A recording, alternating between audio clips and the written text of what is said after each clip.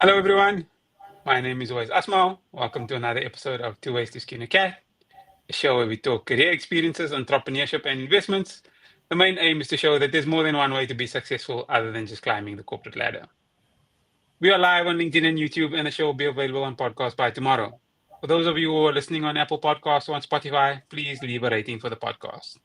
Now, if you're joining us live, drop a one in the comments so that we know we're not talking to ourselves, and drop a two in the comments if you're watching the recording. My guest for this week is Ronel Jooste, a chartered accountant who has been studying the neuroscience behind resilience and high performance over the past few years, while also being an entrepreneur and being involved in many different endeavors. Ronel, thanks so much for joining me today.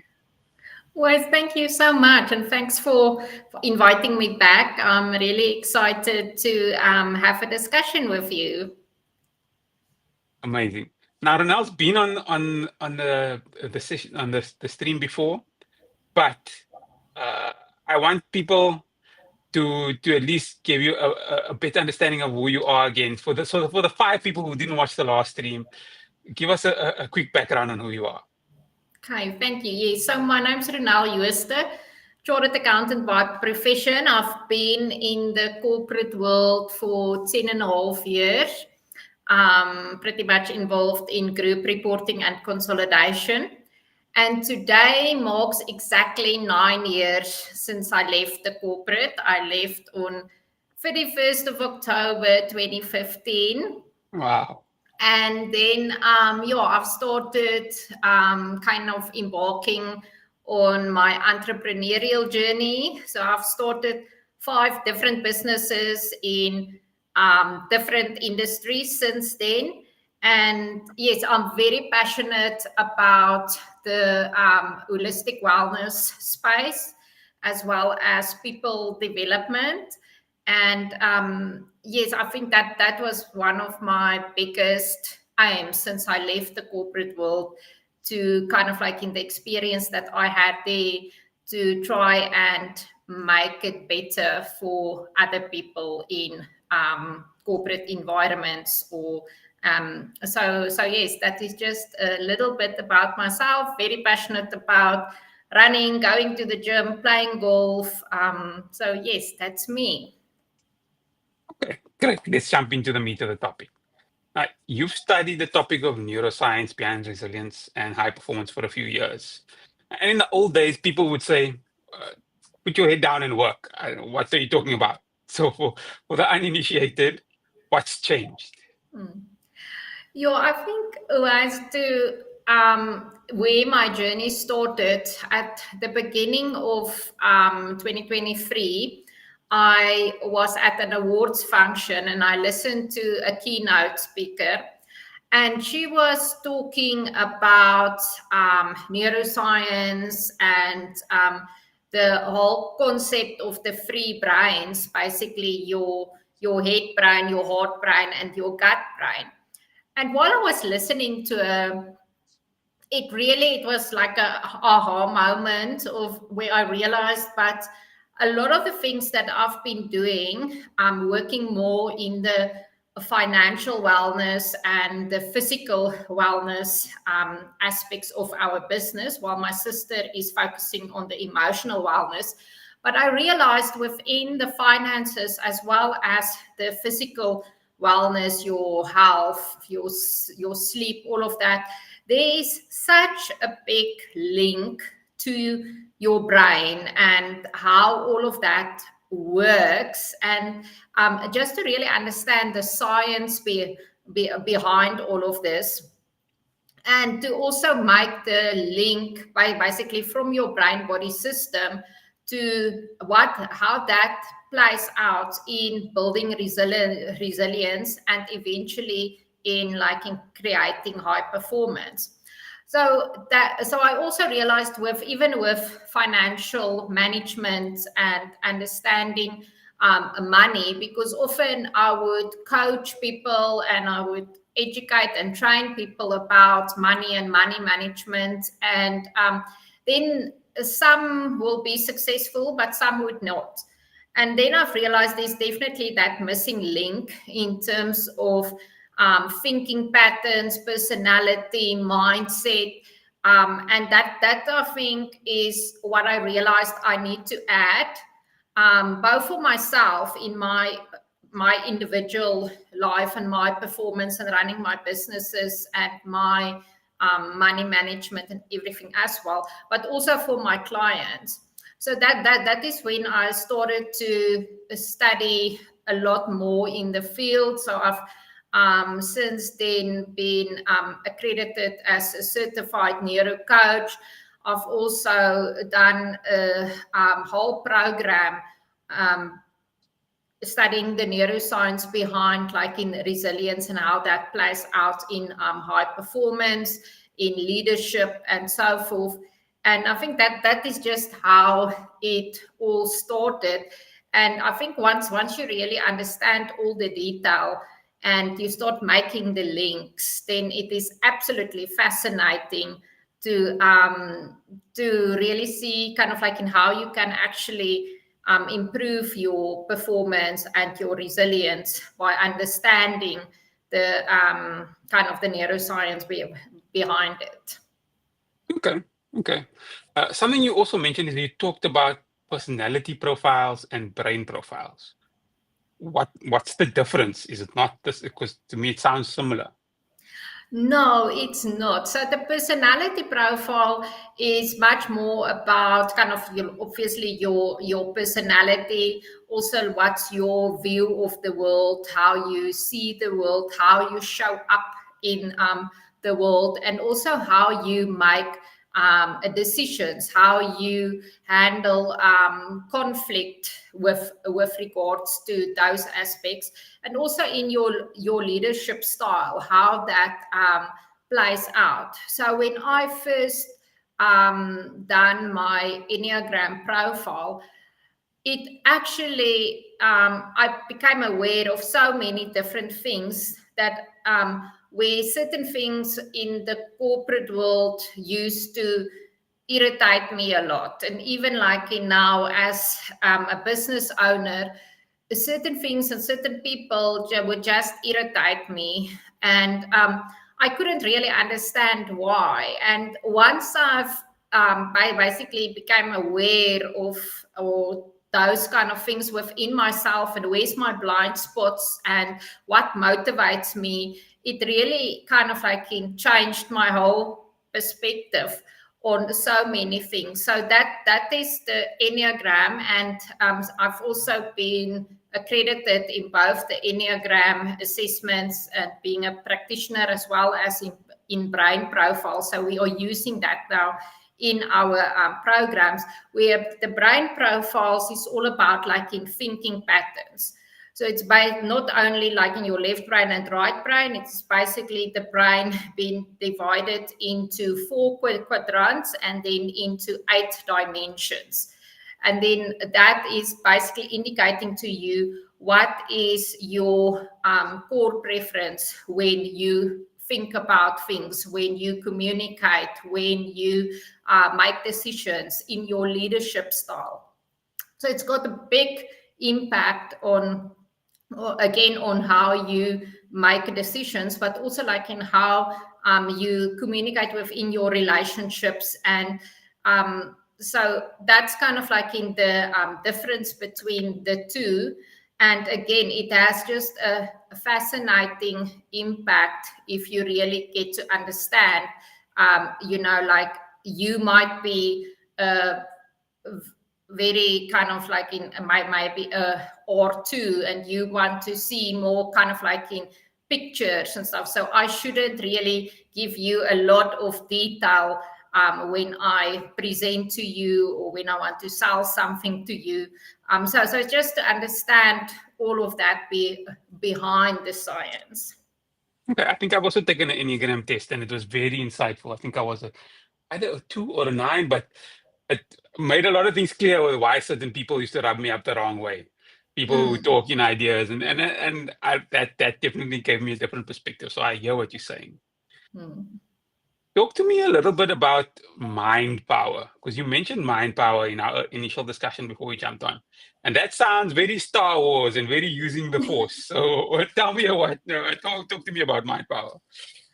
Yes, I think that is also a course that I've been doing. So that is also very much related to the mindset and like in the 7 laws of the mind. So it's also how you think, how you basically take things that you see in the outside world and how that actually impacts your inner world.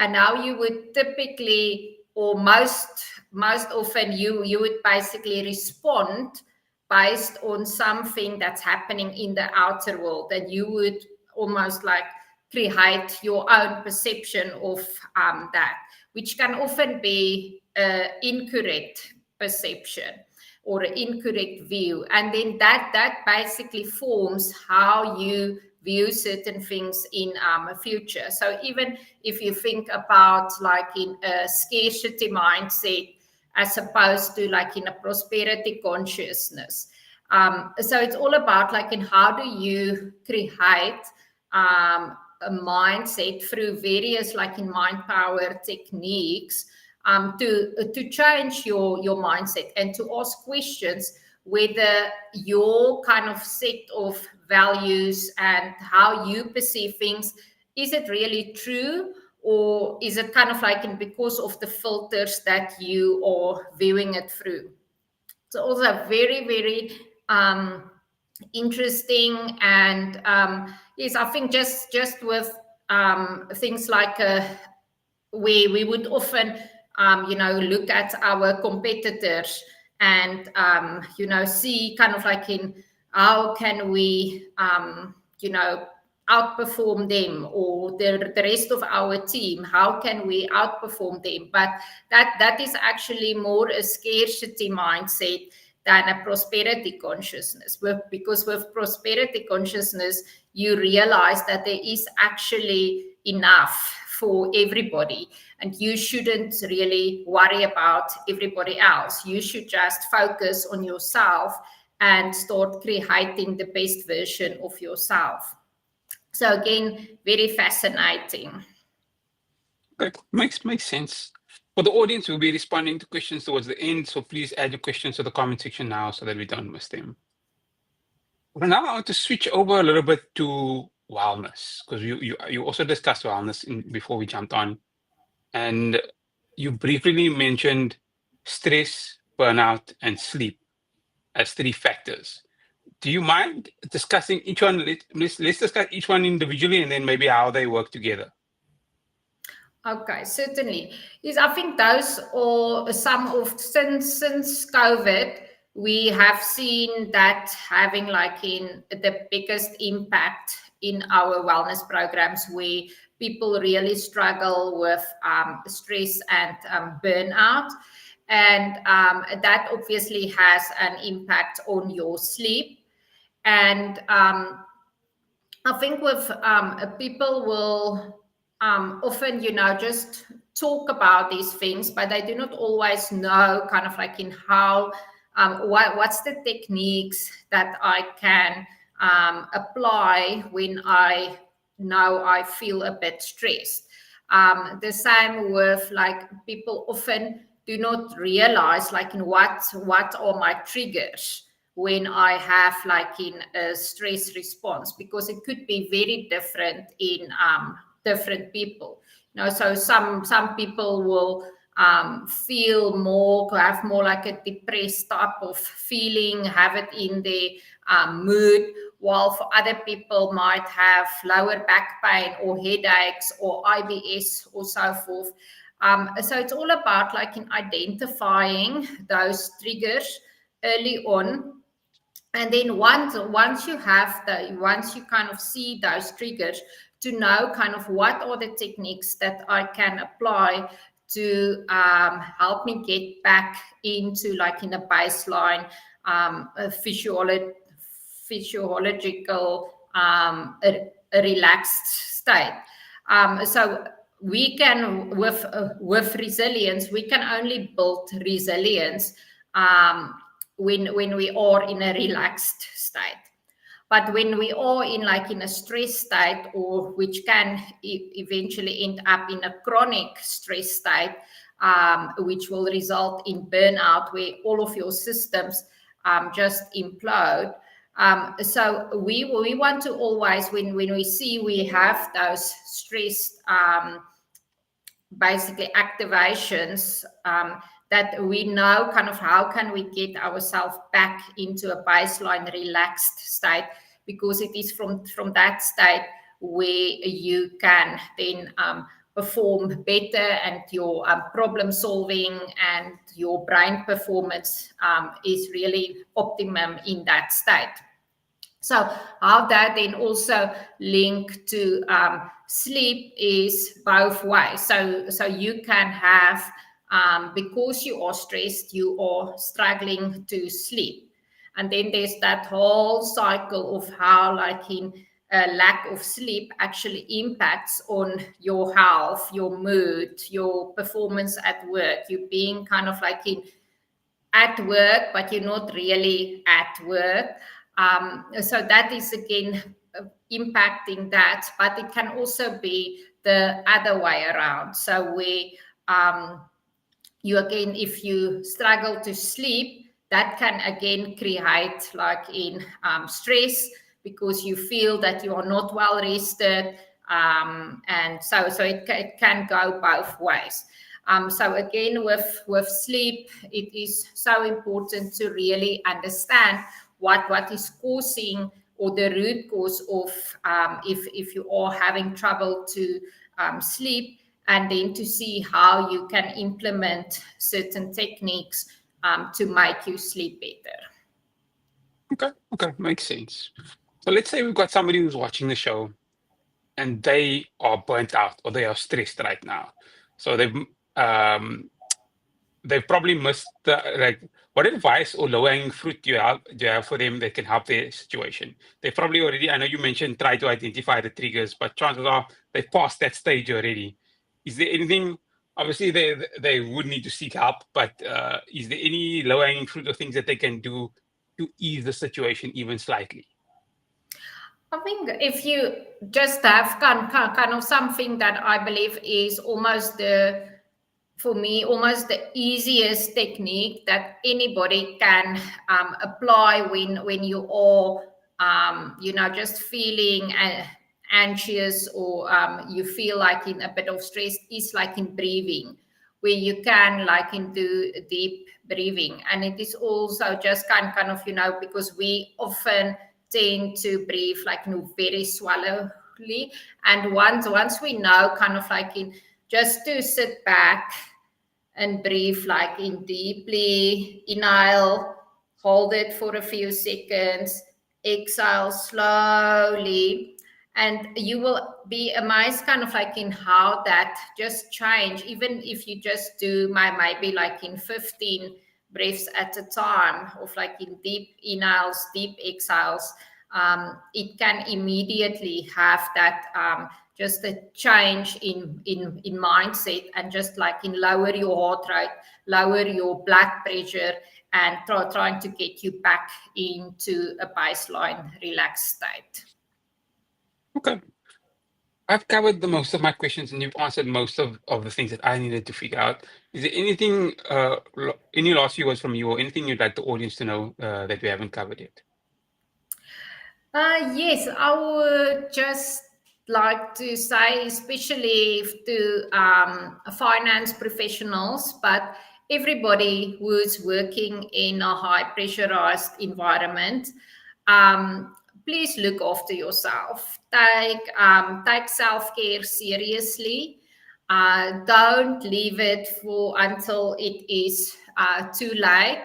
I have been there, done that, got the t-shirt, and I think the impact of that that it had on my health, as well as my emotional state. It probably took me 2 to 3 years to really recover properly from it. And if I look back, I really don't believe it was worth it.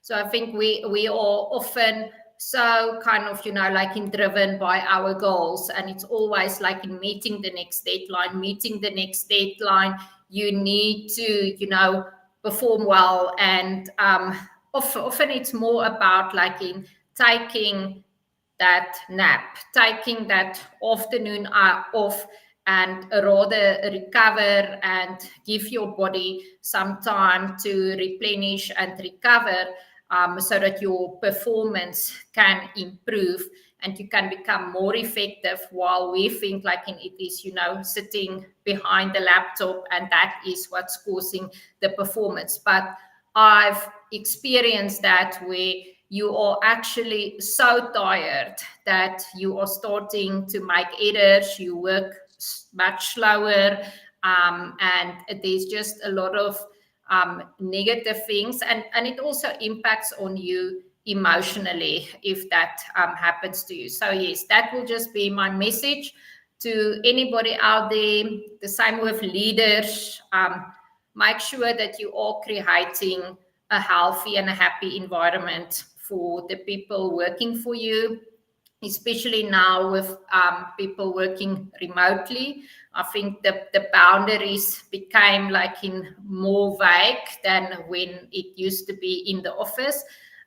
So look after yourself and look after your people.